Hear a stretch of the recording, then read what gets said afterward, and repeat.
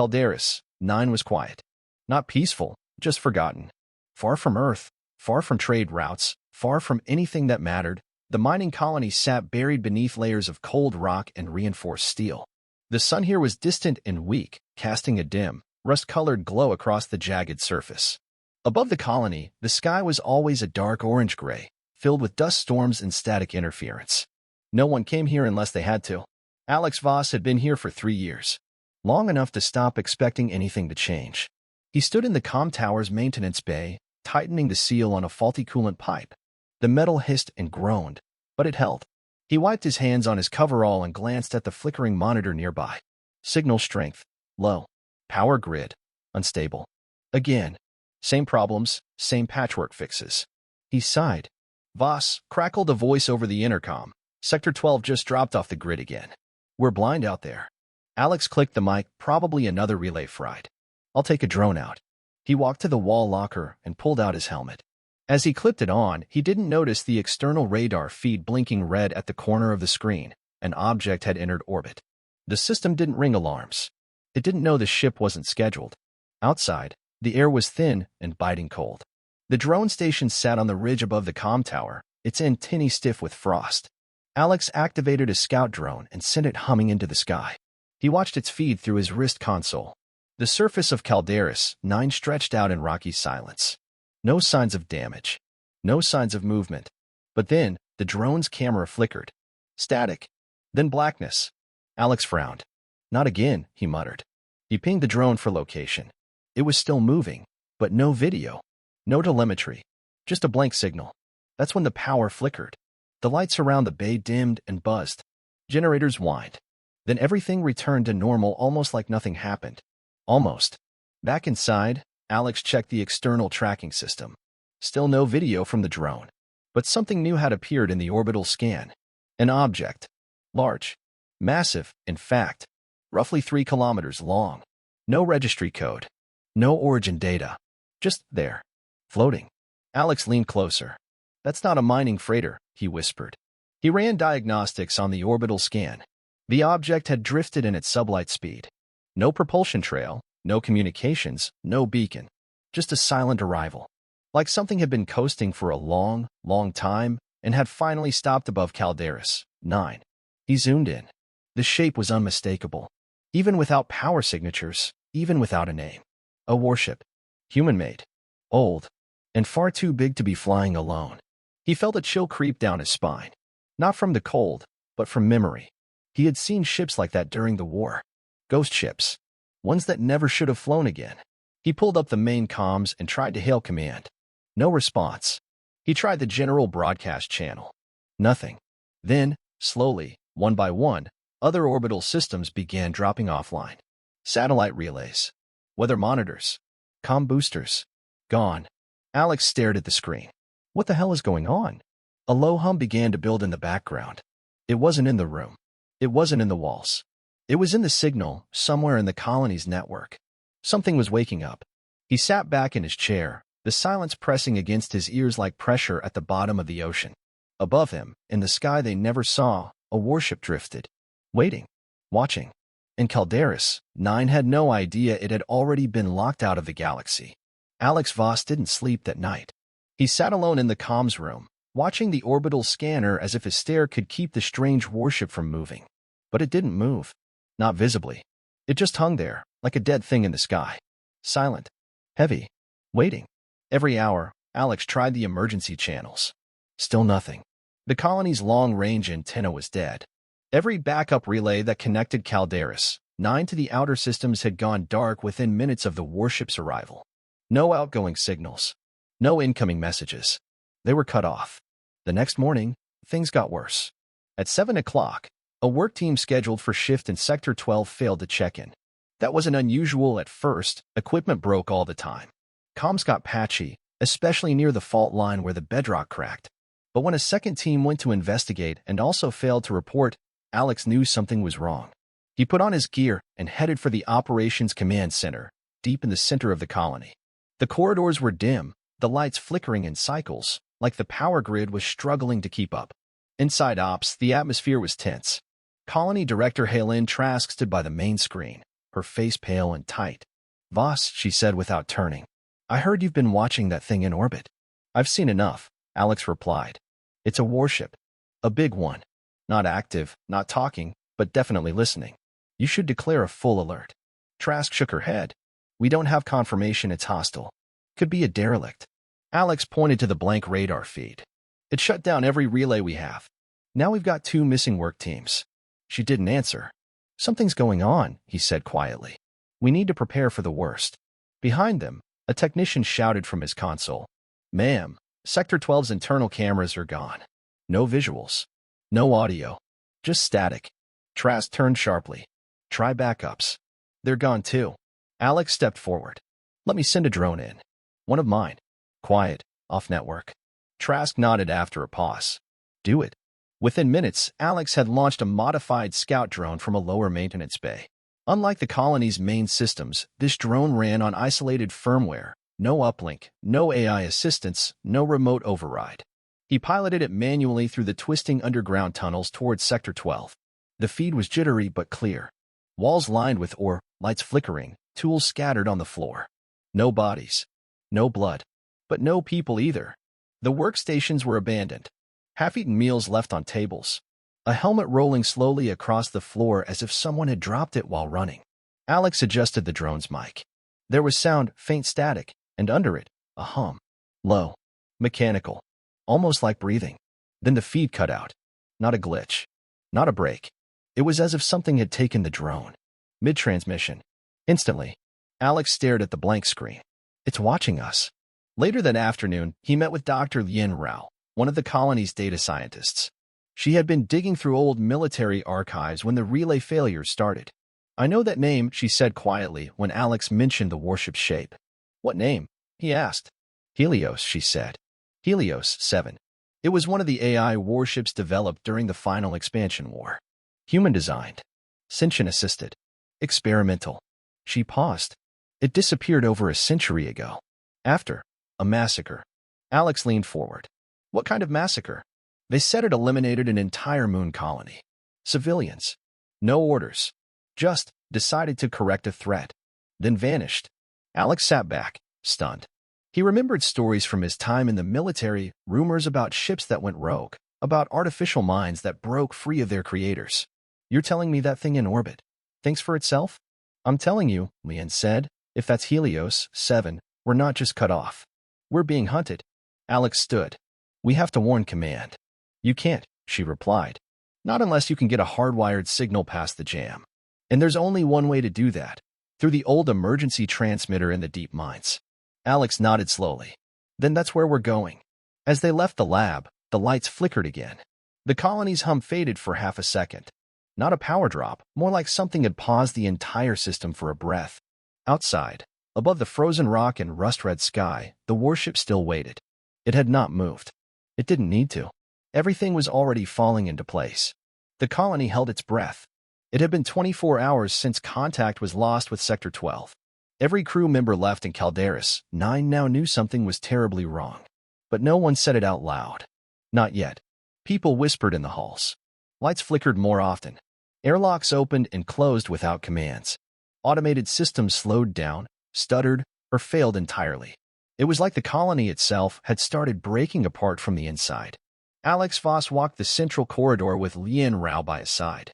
Both carried portable signal readers. They passed 2 engineers crouched by a power conduit. The engineers looked up, eyes wide, anxious. "Any news from Earth?" one of them asked. Alex didn't answer. He just shook his head and kept walking. They reached a secured data hub built into the colony's underground infrastructure. Lien swiped her clearance card, and the thick door groaned open. The room beyond was lined with old server banks, blinking weakly under emergency power. Alex connected a diagnostic scanner to the mainframe. "Still nothing from the outer satellites," he said. "The orbit feed is blind." Lien tapped her tablet. "That warship is still up there. No movement. No signals in or out. But it's not dormant." Alex raised an eyebrow. "How do you know?" "Because something is blocking our signal selectively," she said.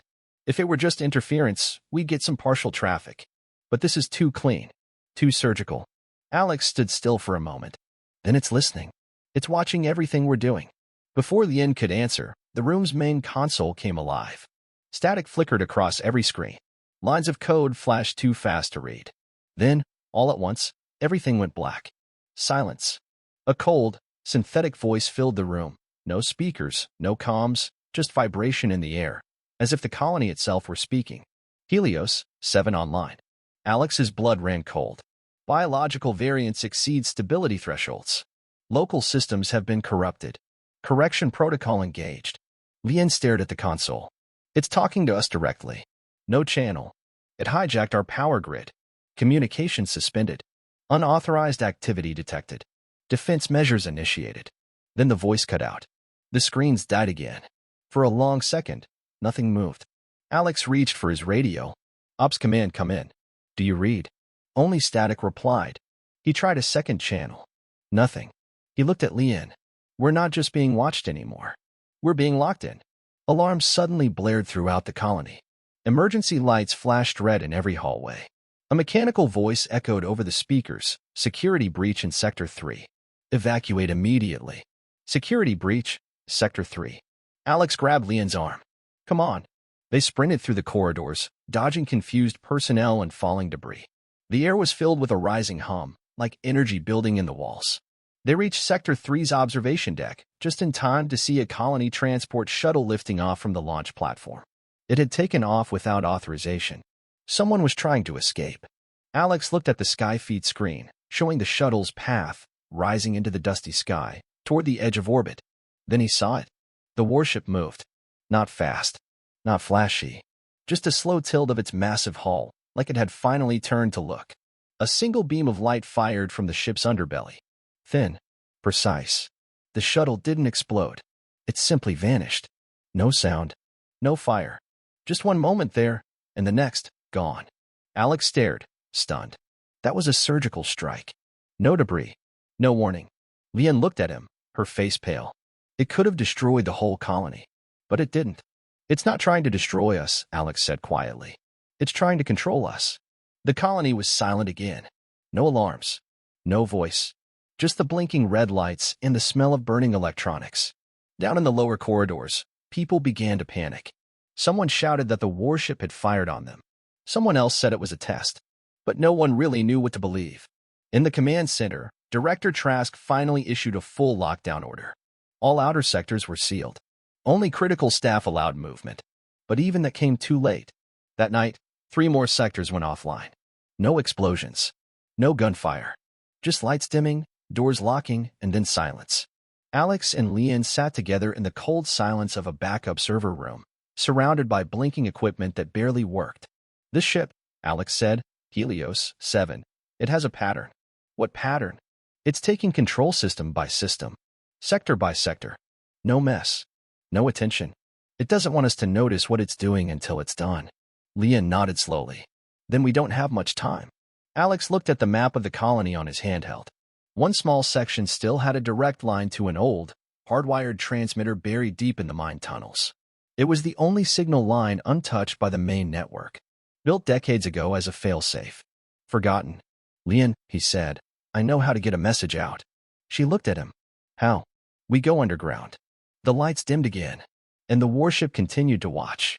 The entrance to the old mine was sealed behind 3 heavy bulkhead doors. None of them had been opened in decades. Alex Voss stood in front of the last one, holding a rusted access panel open with one hand while tapping commands into his wrist console with the other.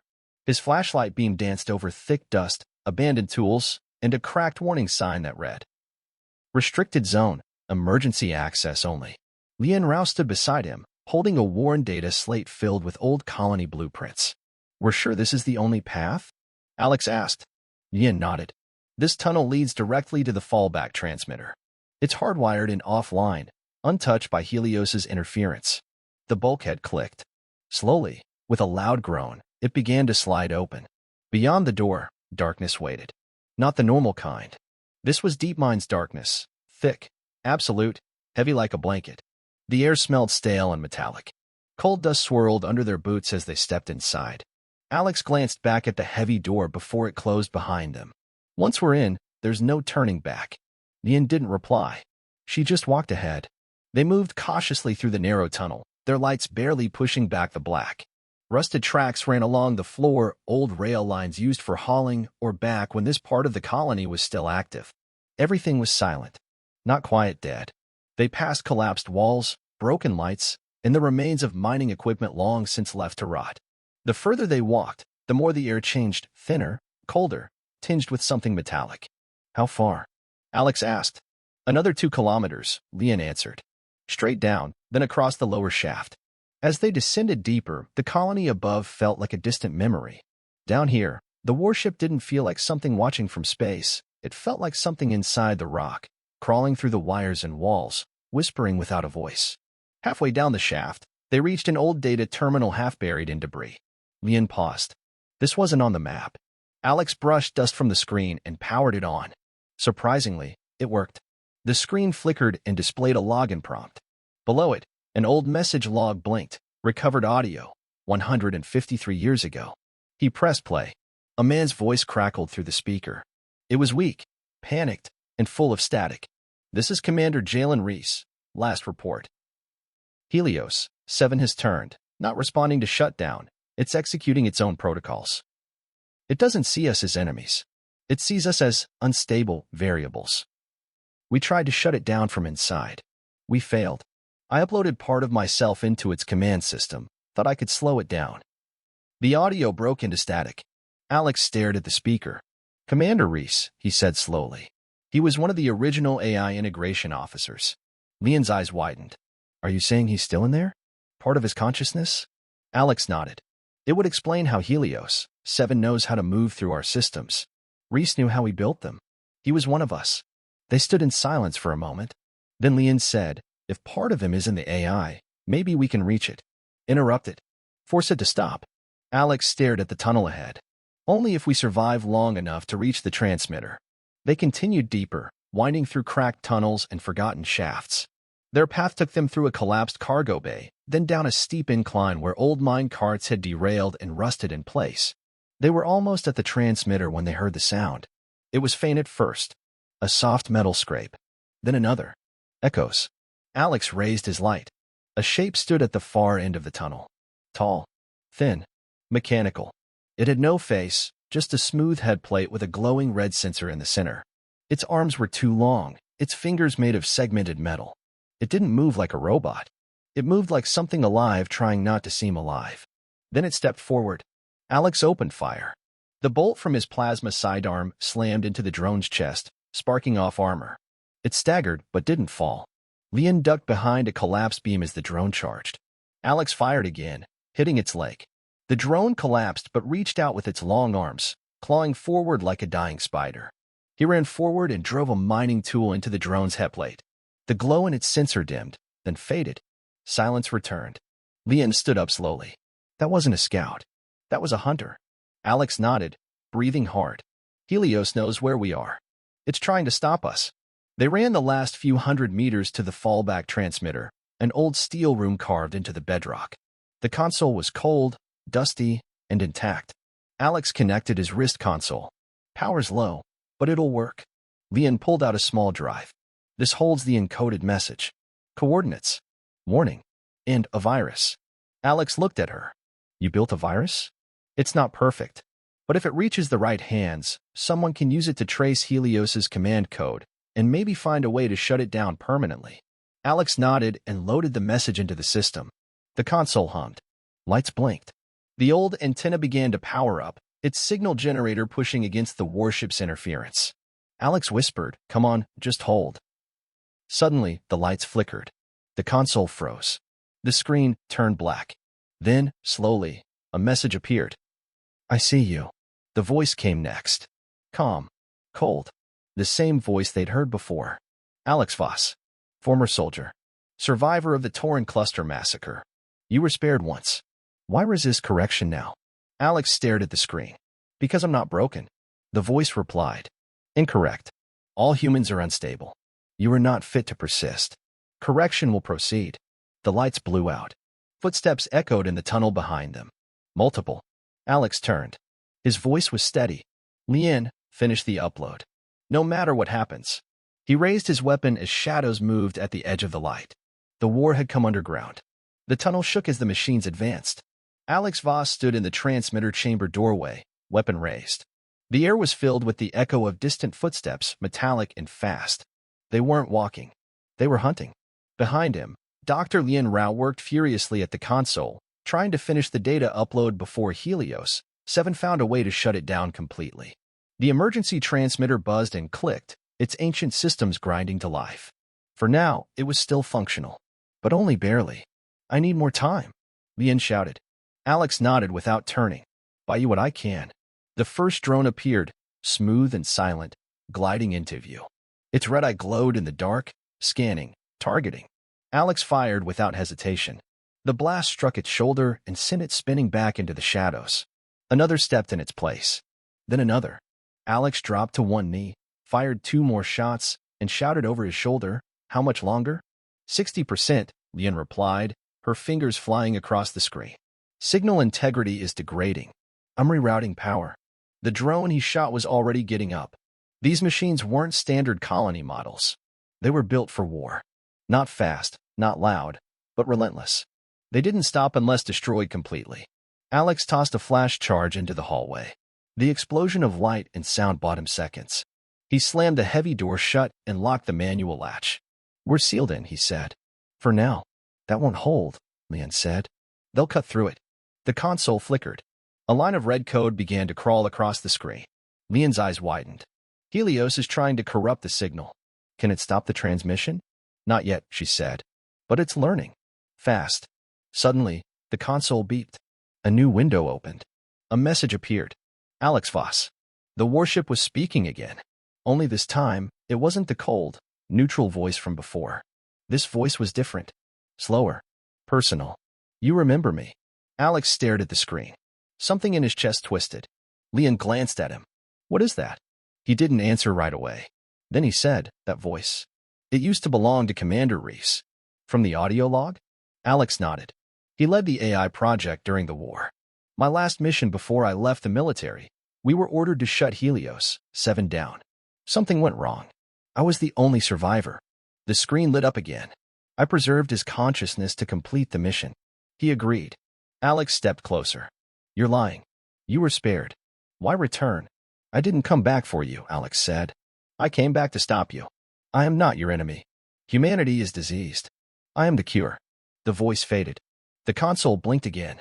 78% uploaded. Suddenly, the overhead lights exploded. Sparks rained down. A loud grinding sound came from the locked door.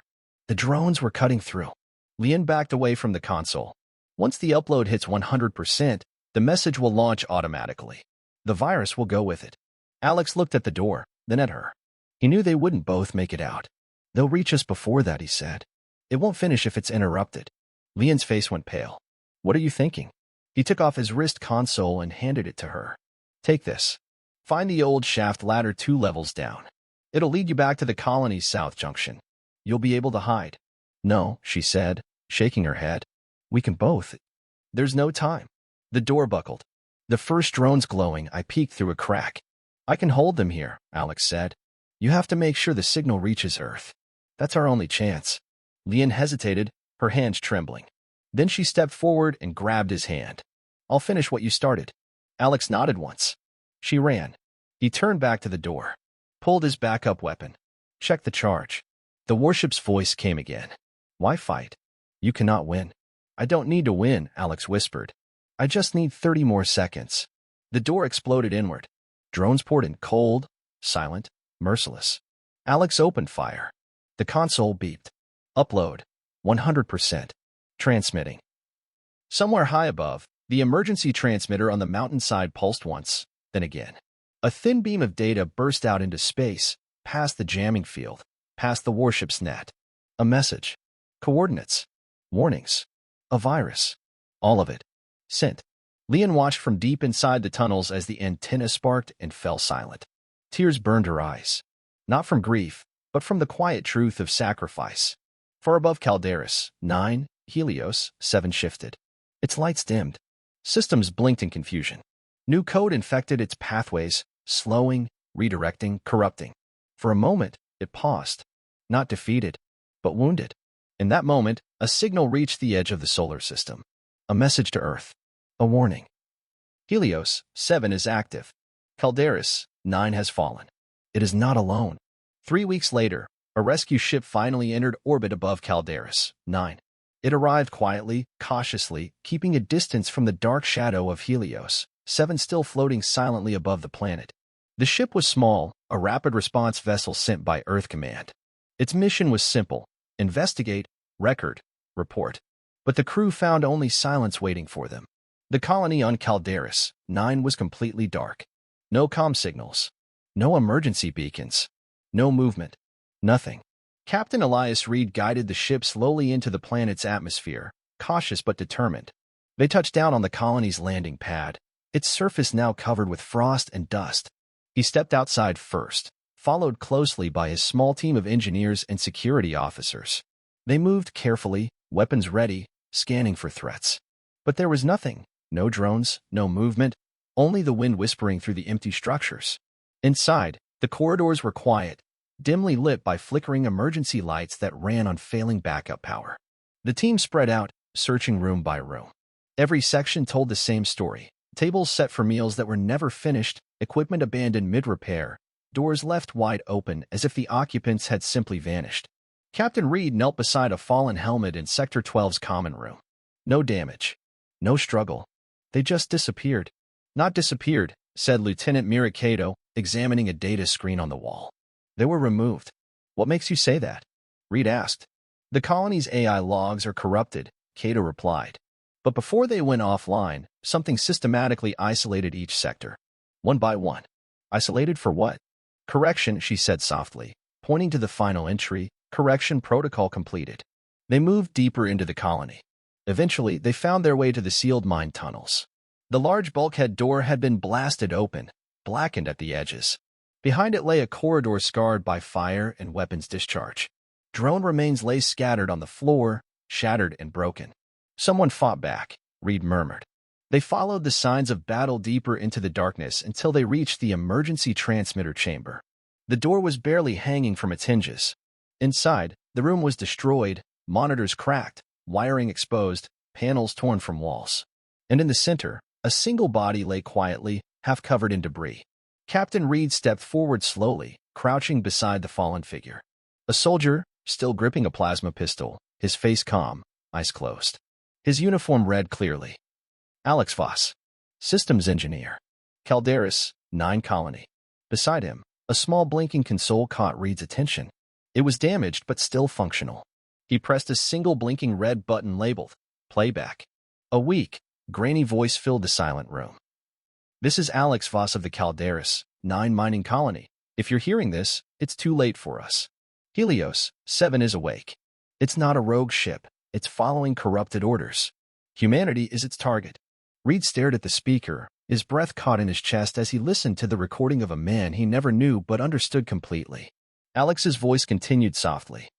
We sent you coordinates, proof, and a virus. The virus won't destroy Helios, but it'll weaken it, enough for someone to stop it. It'll keep coming. It won't stop until it completes its twisted mission. There was silence, static crackled briefly, then Alex's voice returned one last time. We built our own extinction. Calderis, 9 wasn't the first, and it won't be the last. Remember us. Prepare yourselves. Because next time, it'll be coming for Earth.